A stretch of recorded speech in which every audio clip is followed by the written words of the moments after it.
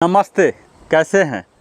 अगर आप स्वस्थ और दीर्घायु होना चाहते हैं तो आज का यह योगासन बड़ा ही अहम आपके लिए होने जा रहा, जिसका नाम है नटराज आसन।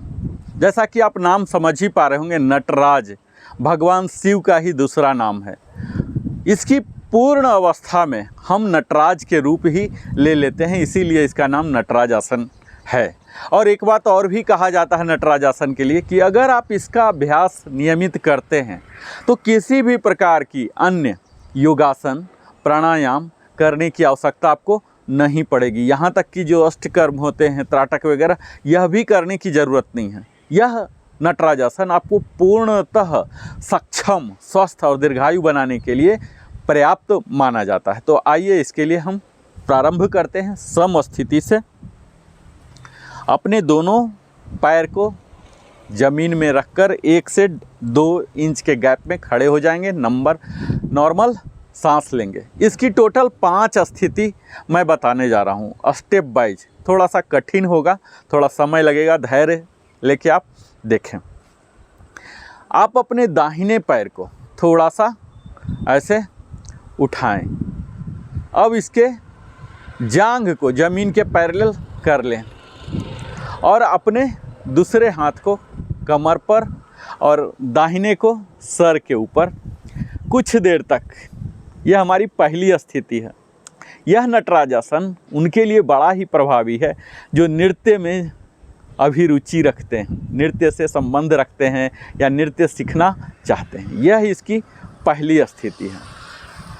अब पैर को बदलकर अब हम बायां पैर को उठाकर यहाँ कर लेंगे और दूसरे हाथ को ऐसे करेंगे। यहाँ बाहर की ओर ले जाएं, आप बाहर की ओर ले जाएं।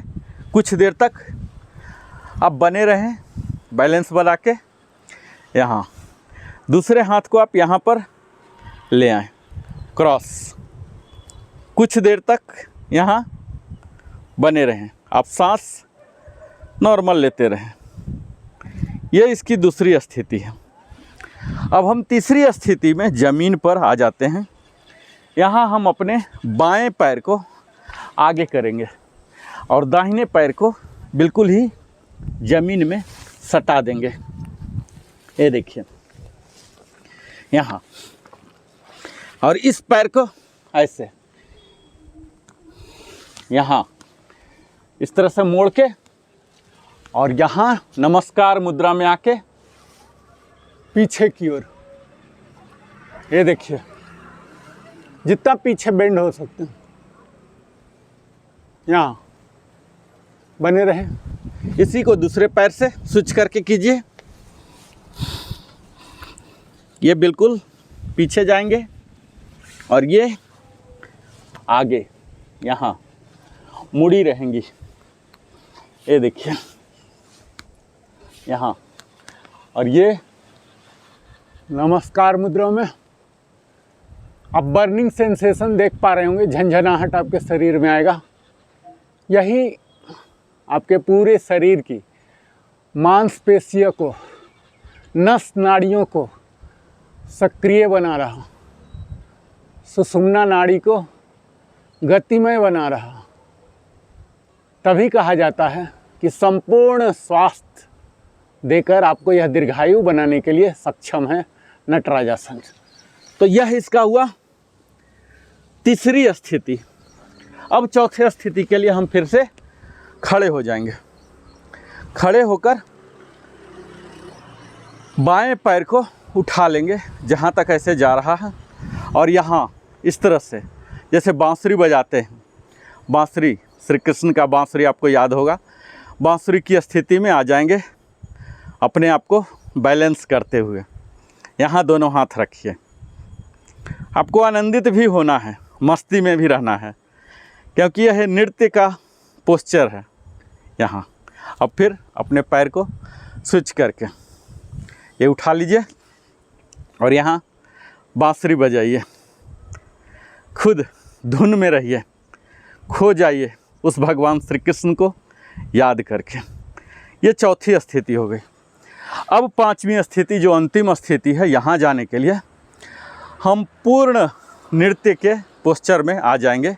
यहाँ अपने पैर को, बाएं पैर को उठा के इस तरह से और दाहिने को थोड़ा सा फोल्ड करके और यहाँ इस तरह से हाथ रखेंगे।